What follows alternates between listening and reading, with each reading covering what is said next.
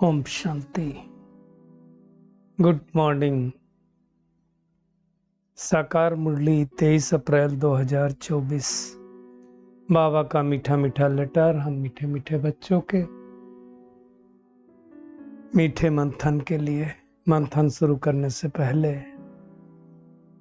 पवित्रता के सागर शिव बाबा की पवित्र किरणों के नीचे बैठ जाते हैं और अनुभव करते हैं कि मैं पवित्र स्वरूप आत्मा हूं, पवित्रता के सागर की संतान हूं। आज की साकार मुरली 3-4 शब्दों के ऊपर बाबा ने चलाई है और वो शब्द हैं जिनकी हम गहराई में जाएंगे। सपूत, आज्ञाकारी, वफादार और फरमानबरदार। आप देखा जाए तो ये 4 शब्दों का बहुत गहरा आपस में संबंध है। आप देखो, सपूत किसको कहा जाता है? वैसे भी देखा जाए तो सपूत जो है पिता के संबंध में आता है। कहेंगे इस पिता का ये पुत्र, पिता पुत्र के रिलेशन में आता है ना, ये सपूत है या कपूत है। तो जो सपूत बच्चे होते हैं वो पिता की हर आज्ञा मानते हैं ना। इसलिए कहते हैं कई परिवार में 3-4 बच्चे होते हैं, कहते हैं सपूत है। ये तो कपूत निकला। कपूत मतलब जो ठीक से ना करे, परमात्मा के बताए गए रास्ते पर, मतलब माँ बाप के बताए गए रास्ते पर ना चले, तो उसको सपूत नहीं कहेंगे। और बताए गए रास्ते पर चले तो सपूत। इसलिए हम जब पढ़ते थे 11th में, तो एक टीचर थे हमारे, वो बहुत अच्छी बात बताते थे। क्या कहते थे? पूत सपूत तो क्यों धन संचय, पूत कपूत तो क्यों धन संचय। तो उसका अर्थ वो समझाते थे कि पुत्र अगर सपुत्र है, सपूत है, तो धन को संचय करने की जरूरत नहीं है, बचाने की जरूरत नहीं है, क्योंकि अगर सपूत है तो कमा लेगा, इसलिए तुमको कुछ करने की जरूरत नहीं है। दूसरा बोलते थे पूत कपूत तो क्यों धन संचय, अगर पुत्र है, कपूत है, खराब है, तो भी धन संचय करने की जरूरत नहीं है। क्यों? क्योंकि वो बर्बाद कर देगा। कपूत होगा तो बर्बादी कर देगा। तो दोनों सिचुएशन में बोलते थे कि आपको कुछ करने की आवश्यकता है ही नहीं। तो हमें अब चेक करना है कि हम परमात्मा के सपूत बच्चे हैं कि नहीं। वो हम सबको अपनी अपनी चेकिंग करनी है। अगर सपूत बच्चे हैं तो परमात्मा के बताए गए रास्ते पर चलेंगे।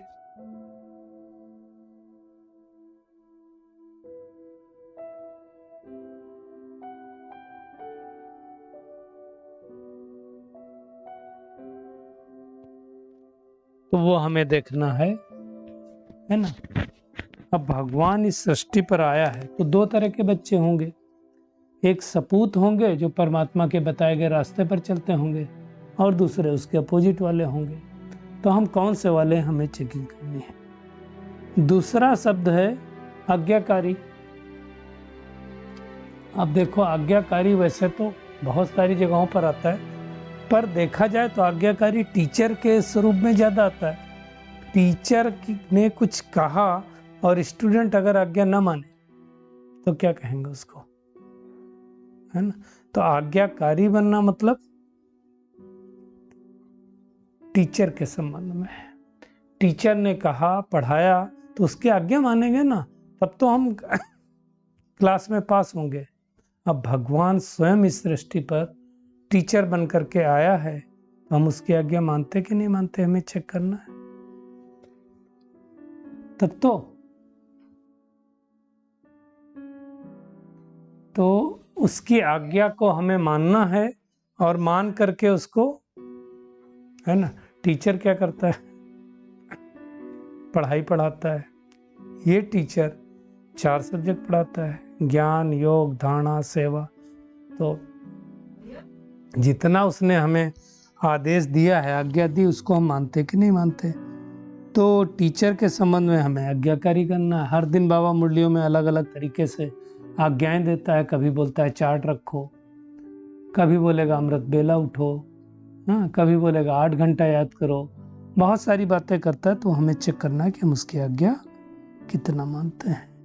जितना जितना आज्ञा मानेंगे उतना खुश होगा। देखो कोई भी टीचर कौन से स्टूडेंट से खुश रहेगा? जो उसकी बातें ज़्यादा मानता होगा। तो ऐसे ये परम शिक्षक है, परम टीचर है, उसकी आज्ञा हम कितना मानते हैं। और सारी आज्ञाएं बाबा मुरली में देता है। तो हमें अपना चेकिंग करना है। तीसरा कहा गया वफादार। तीसरा शब्द है जो वफादार। वफादार किसके संबंध में यूज होता है? आप कभी भी देखो तो वफादार हमेशा पति पत्नी के रूप में होता है। अगर एक दूसरे के वो वफादार ना हो तो फिर जीवन में खिटपिट होती रहती है, जीवन में प्रॉब्लम होती रहती है। तो परमात्मा हमारा साजन है। अब साजन है, हम सजनिया हैं, तो उस साजन के प्रति हम कितना वफादार हैं। दुनिया में कहते हैं कि अगर कोई स्वप्न मात्र भी, जो पतिव्रता नारी होती, कहते हो अगर स्वप्न मात्र भी किसी और को देख ले तो उसका सतीत्व नष्ट होता है। तो हम सजनिया परमात्मा शिव के अलावा किसी को याद तो नहीं करती। ये हमें चेकिंग करना है। अगर कहीं और बुद्धि जाती है तो हम वफादार नहीं है। फिर वफादार का मतलब संकल्प मात्र भी कहीं बुद्धि न जाए, उसको वफादार कहेंगे। और चौथी बात बाबा ने कहा फरमान बरदार। फरमान बरदार किसके संदर्भ में होता है? अगर गुरु ने कहा, गुरु का फरमान सो गुरु का बुलावा सो काल का बुलावा, ब्रह्मा बाबा भी कहते थे। गुरु का फरमान सो काल का फरमान, है ना। तो ये तो परम सदगुरु है। उसने अगर फरमान दिया, कई बार बाबा ऑर्डिनेंस निकालता है, फरमान देता है, मैं फरमान देता हूँ ऐसा तुम करो, आत्मा समझकर मुझे याद करो, तो फरमान होता है। तो हम उस परम शिक्षक का कितना फरमान मानते हैं। अब ये जो चारों बातें जिसके पास होंगी, जो सपूत होगा, आज्ञाकारी होगा, वफादार होगा, फरमान बरदार होगा, तो वो विश्व का मालिक बनेगा कि नहीं बनेगा? भगवान ने जो शिक्षाएं दी, अगर हम उसको अमल में लाएंगे तो विश्व के मालिक बनेंगे ना। आज्ञाओं का उल्लंघन नहीं करना है। यही आज बाबा मुरली में समझाना चाहता है कि प्रतिज्ञा कर अपने वचन से फिरना नहीं। रघुकुल रीति सदा चली आई, प्राण जाए पर वचन न जाए। कहा जाता है जो श्री राम के पूर्वज थे वो रघुकुल थे। उनका जो पीढ़ी चालू हुई रघु, कई पीढ़ियां, मतलब 10-20 पीढ़ियों के बाद बताते हैं कि वो रघु उनके पूर्वज थे। उसकी ज्यादा गहराई में हम नहीं जाएंगे। तो रघुकुल रीति सदा चली आई, यानी अगर हमने कोई संकल्प किया तो उसके लिए प्राण भले चले जाएं, लेकिन संकल्प टूटना नहीं चाहिए, है ना। तो परमात्मा हमें क्या समझाना चाहता है? परमात्मा यही समझाना चाहता है कि तुम्हारी ये पढ़ाई है और ये पढ़ाई है वानप्रस्थ अवस्था में जाने की। इस पढ़ाई का सारी वाणी से परे चले जाओ, अंतर्मुखी हो जाओ, अंतर्मुखता की गुफा में बैठ जाओ, है ना। भगवान सबको वापिस ले जाते हैं। तो बाबा कहता है तो बच्चों को घर जाने के पहले सतो प्रधान बनना। बगैर सतो प्रधान बने हम घर नहीं जा सकते। कल भी कहा था ना, जो आत्मा जैसी आई थी परम धाम से वैसे ही वापस जाना है। मतलब चार्ज बैटरी आए थे तो हमें यहाँ बैटरी चार्ज करना है। विक्रम नहीं थे, है ना। हमारा क्लोजिंग अकाउंट लेके हम नहीं जा सकते, वो उसको चुकतू करना पड़ेगा। किसी का रुपया पैसा लिया है, धन दौलत लिया है तो देना पड़ेगा, तो उसके बगैर जा नहीं सकते, है ना। तो अब हमें घर वापस जाने से पहले सतो प्रधान बनना है। और इसके लिए क्या करना पड़ेगा? एकांत में बैठ करके बार बार अभ्यास करो, मैं शरीर नहीं आत्मा हूँ, मैं शरीर नहीं आत्मा हूँ, मैं शरीर नहीं आत्मा हूँ। जितना जितना हम अशरीरी बनने का अभ्यास करेंगे उतना हम सतो प्रधान बनते जाएंगे। यही तो मेहनत है ना। देखो, तमो प्रधान से सतो प्रधान बनने में 1 जन्म, लेकिन सतो प्रधान से तमो प्रधान बनने में 84 जन्म लगते हैं। इसलिए बाबा कहता है महीन बुद्धि का ज्ञान है। ये भी समझना, आत्मा भी स्टार है, परमात्मा भी स्टार, लेकिन फर्क क्या है? वो पुनर्जन्म में नहीं आते, हम आते हैं, यही तो डिफरेंस है। जितना जितना आत्मा समझ के परमात्मा को याद करेंगे उतना उतना बैटरी चार्ज होती जाएगी। बैटरी तो डिस्चार्ज होगी ना, वापस चार्ज करना है। और एक बहुत अच्छी बात बाबा ने बताई, जैसे आप देखो जो कल्प वृक्ष है उसकी तुलना बाबा ने किया है जो आपका बरगद का पेड़ होता है ना, बनियान ट्री जिसको बोलते हैं। अब उसमें क्या होता है देखो, तो उसका तना सड़ जाता है फिर भी लगा रहता है। मतलब देवी देवता धर्म नहीं है, बाकी सब धर्म है। बाद में क्या होगा?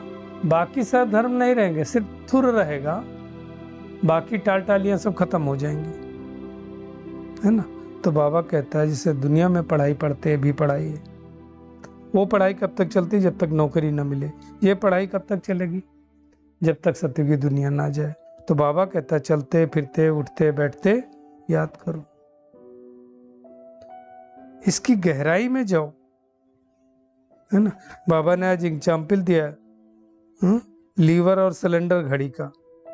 तो जी लीवर घड़ी होती है वो बिल्कुल एक्यूरेट चलती, लीवर लगा होता है उसमें इधर उधर जाने के लिए। तो हमारा बुद्धि योग लीवर जैसा है, एक्यूरेट लगता कि नहीं लगता? है बुद्धि सिलेंडर की तरह इधर उधर भागती रहती है। अगर इधर उधर भागती रहेगी तो हम सतो प्रधान नहीं बन पाएंगे। तो हमें वो चेक करना।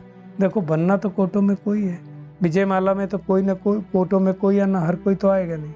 फिर भी हमें मेहनत करनी है। पहले से सोच करके नहीं बैठ जाना है ना कि ठीक है हमको तो पद मिलेगा ही नहीं, हम तो मेहनत करते ही नहीं हैं। वो पहले से सोच करके नहीं बैठ जाना है ना। जितना जितना पहलवान बनेंगे माया भी पहलवान होकर के आएगी।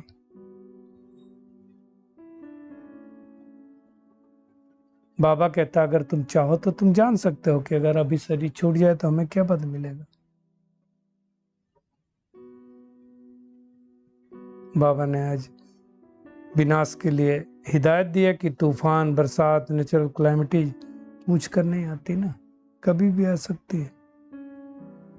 जैसे ऐसे संतान में बाबा ने कहा थोड़े पास होते हैं, वैसे यहाँ भी थोड़े पास होते हैं। मुख्य सार है मन मन अभाव, अर्थात मन ही मन याद करो।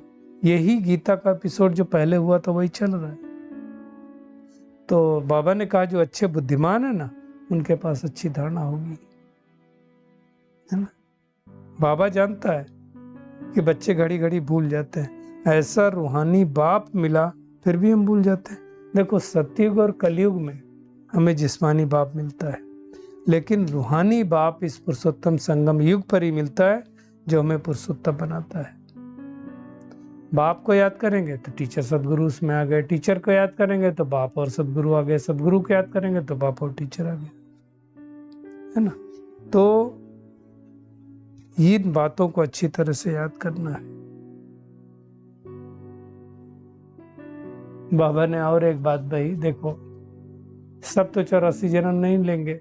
अब कोई आत्मा जो अभी भी परम धाम में बैठी हो और अब नीचे आए तो कितने जन्म होंगे उसके? मैक्सिमम 1 जन्म होगा। कोई तो बाबा ने कहा 4999 वर्ष शांति धाम परम धाम में रहते हैं और कोई 4999 इस सृष्टि पर पार्ट बजाते हैं। तो देखना चाहिए हमारा कौन सा पार्ट है, हम कितना समय रहते हैं। तो आज का टेक होम क्या है? मुख्य बात है कि हमें बाबा का सपूत, आज्ञाकारी वफादार और फरमानबरदार बच्चे बनना है। एक ऐसी अव्यक्त वाणी चली थी जिसमें बाबा ने इन बातों के ऊपर बहुत गहराई से समझाया था। सतो प्रधान बनने के लिए याद की यात्रा से अपनी बैटरी चार्ज करनी है, अभूल बनना है, अपना रजिस्टर अच्छा रखना, कोई भी गफलत नहीं करनी। दूसरा है कोई भी बेकायदे कर्म नहीं करना है, माया के तूफानों की परवाह न कर कर्मेंद्रिय जीत बनना है। लीवर घड़ी समान एक्यूरेट प्रसाद करना है ना, सरेंडर घड़ी नहीं बनना है। आज का बाबा का वरदान है, सेवा द्वारा खुशी, शक्ति और सर्व के आशीर्वाद प्राप्त करने वाली पुण्यात्मा भव। सेवा द्वारा खुशी, शक्ति और सर्व के आशीर्वाद प्राप्त करने वाली पुण्यात्मा भव। बाबा ने कहा सेवा का प्रत्यक्ष फल खुशी और शक्ति मिलती है। सेवा करते आत्माओं को बाप के वर्षे का अधिकारी बना देना, ये पुण्य का काम है। और बाबा ने कहा जो पुण्य करता है उसको आशीर्वाद जरूर मिलते हैं।